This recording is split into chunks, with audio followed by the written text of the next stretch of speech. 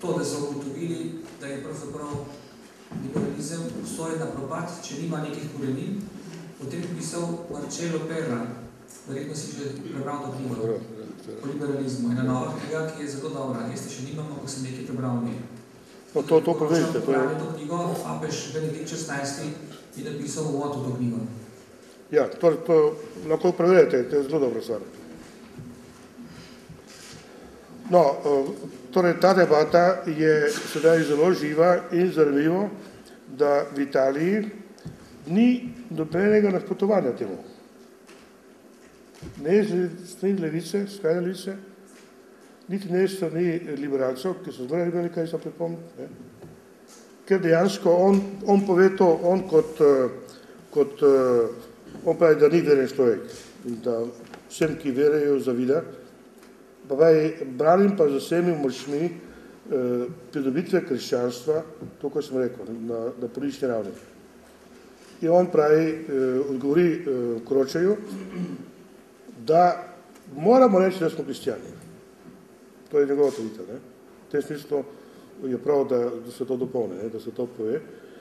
In da je to sedaj ena od dobrih stvari, ki odpira nove razsežnosti pogovora med kristjani in tistimi, ki imajo težavo sprejeti Boga kot absolutno merilo svojega delovanja. On pravi, jaz sem personalist, ampak spoštuje vse, to pa je. Hvala. Smem se jaz, ker malo to priključiti. Kaj pa je v ozadju te kampanje zdaj v Italiji? S tem takim, bom rekel, popolnoma banalnim reklamiranjem ateističnih načel. Bog ne obstaja in na drugi strani pa Bog obstaja. A ni to neka, bom rekel, redukcija nekega dialoga na take banalne stavke? Torej, demokracija je tudi sistem, ki daje pravico na neumnost. Se sliši čudno, ampak je res. Tudi imaš pravico biti neumen v demokraciji po zakonu. To pomeni, da vsak lahko pove to, kar misli. Gledano pa vsebinskega vidika,